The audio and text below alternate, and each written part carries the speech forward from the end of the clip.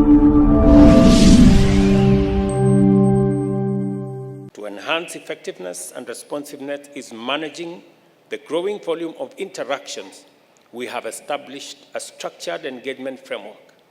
This includes the recently launched trilateral business dialogue between the American Chamber of Commerce, the Government of Kenya, and the United States, which shall be mandated to meet every 3 months to address and resolve challenges faced by investors and other businesses in our country. This is important because we value each of our 400 U.S. companies that participated in the 4th AmCham and those that have chosen Kenya as the location of their regional branches or headquarters. Our intention is to ensure that companies like Amazon Web Services, Apple, Citigroup, Coca-Cola, and this afternoon we signed an investment program with Coca-Cola of $175 million over the next 5 years, including Del Monte, General Electric, Google, Hello Tractor, IBM, Intel, Kentegra, MasterCard, Microsoft, Oracle. Do I need to continue? All of them are among many companies that we guarantee maximum value for their investors by realizing the full benefits of working from Kenya, working in Kenya, and working with Kenyans. I thank the American Chamber and specifically Ambassador Mick Whitman, the U.S. Ambassador to Kenya, for their leadership in establishing this important framework. Ambassador Whitman continues to be a great friend of Kenya and a tireless champion of U.S. investors. Her round-the-clock involvement has enabled us to make very quick progress in our dialogues and in implementing our consensus. This is the spirit in which Kenya and the U.S. should engage now and always. Together, through effective partnerships, we have a historic opportunity to unlock the vast potential for the benefits of millions of Kenyans and Americans alike. The case I make is straightforward. Kenya works, Kenya means business. As long as you are talking investment, we are ready for you, and together we shall make your vision to be. Welcome to Kenya, and I thank you. Companies here know that their net zero requirements are part of what business is thinking about today.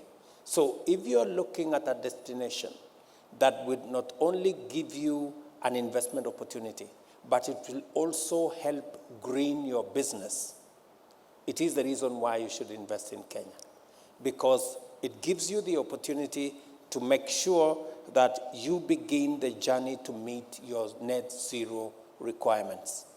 We have just concluded the purchase of another 5,000 acres in a green zone that will give opportunity to business to be able to do your business, whatever it is that you're doing, but also earn the points that will give you your net zero target in your business. So, and we are continuously moving our green energy, and I have told you by 2032, in 8 short years, we will be 100% green in our grid. And therefore, you have an opportunity to do business and to green your business and make sure that we live in a planet that tomorrow we can bequeath to our children. I think it's a great opportunity for all of us to do business sustainably. And there is the chance in Kenya to do your business sustainably. A compelling reason to consider Kenya seriously is our demonstrable commitment to eradicating unemployment, poverty, hunger, disease, and inequality through our bottom-up economic transformation plan. Our focus is on transformative and inclusive growth, anchored by invigorated productivity at the bottom of the economic pyramid and driven by strategic investment in key sectors in our universal healthcare space, our food security expansion program, our agro-processing, affordable housing, the micro, small, and medium enterprise space, and of course, our digital infrastructure.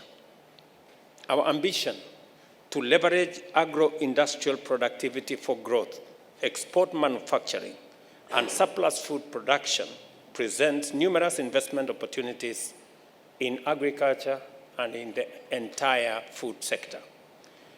Under our universal health coverage program, investment opportunities include vaccine and pharmaceutical manufacture, as well as the production of medical commodities and biomedical supplies.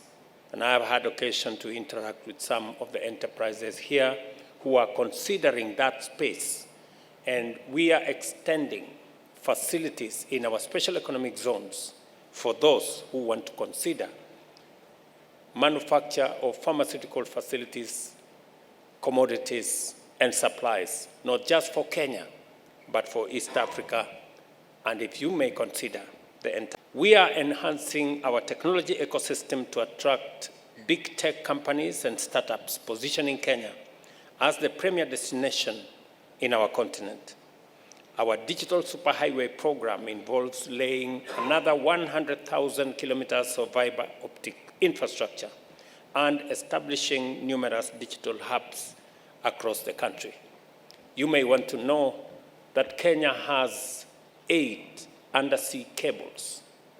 I think the only place where you can get such number of undersea cables anywhere in Africa.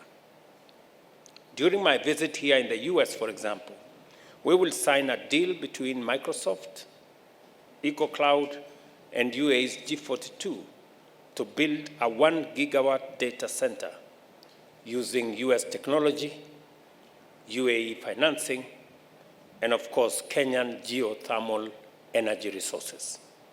That kind of collaboration and partnership is what we need and is what we are talking about. Kenya's largest BPO company, CCI Global, has doubled its workforce, adding another 4,000 jobs to serve American clients like United Airlines, Spirit Airlines, JetBlue, AT&T, and Shift, highlighting the importance of ICT-reliant sector in our partnership. We also lead in e-mobility. You heard Ambassador make that statement, hosting over 30 e-mobility companies and attracting regional players like Ampersand and US electric vehicle leader, Rivian.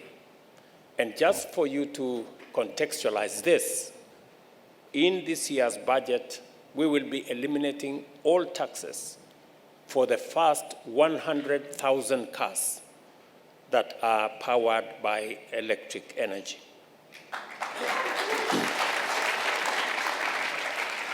Our affordable housing agenda will be realized through the construction of 200,000 housing units annually over the next 5 years. The opportunity to invest in this sector exists, and I have had occasion, and a friend of mine mentioned to me that they are willing to consider investment in that space because we believe that annually we should be able to have 200,000 homeowners in Kenya, and we want to have a private-public partnership engagement to deliver on the same. We are committed to attracting significant foreign direct investment by creating a stable, transparent, and predictable business environment. Consequently, we are continuously enhancing our institutional framework, regulatory regime, and providing incentives to attract foreign direct investment. Kenya offers a highly strategic location to set up your business, whether you are interested in the domestic market of about 55 million people, or the East African market with 8 countries and a population of 330 million people, or you are interested in the COMESA ecosystem together with SADC that brings together 27 countries, a population of 720 million people, and a GDP of $3.4 trillion. That is the space and the scope you can get by investing in Kenya. Nairobi is a rational and strategic choice for many global multinational firms, international organizations, and NGOs due to its incomparable geostrategic position, and we host the only UN headquarters in the global south. We are renowned for our well-educated, highly skilled, hospitable, and enterprising population, including motivated young men and women who reflect our entrepreneurial spirit. We have made tremendous investment to develop a modern, efficient, and seamless integrated transport, communication, and energy infrastructure. Our excellent network of ports, railways, roads, and airports reinforce Kenya's position as the gateway to East, Central, and Southern Africa.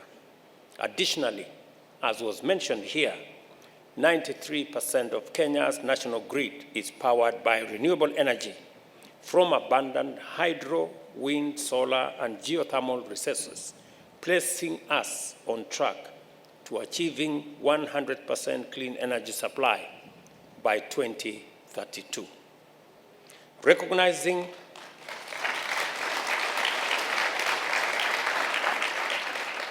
that private sector and players in that space require predictable policies, including tax policies, for long-term investment decisions, Kenya has been updating tax policy guidelines since June last year to enhance the predictability of our tax regime. We are committed to continue doing this every 5 years to make sure that you can make your investment decisions knowing what taxes you're going to pay. Additionally, we have reviewed our digital services tax regime, aligning it with the Organization for Economic Cooperation and Development, commonly known as OECD, inclusive framework. VAT on exported services is no longer payable, and verified tax refund claims will be processed within 6 months, failing which taxpayers can offset their claim against future tax liabilities without further application to our Kenya Revenue Authority. Startup companies are now exempt from paying tax due from unrealized gains on employee-allocated shares. Our commitment to making Kenya one of the most attractive places to do business has already borne fruit. Kenya has been ranked the third most attractive place to do business in Africa by the World Bank, and we are continuing to build on this success story to do more, to attract more.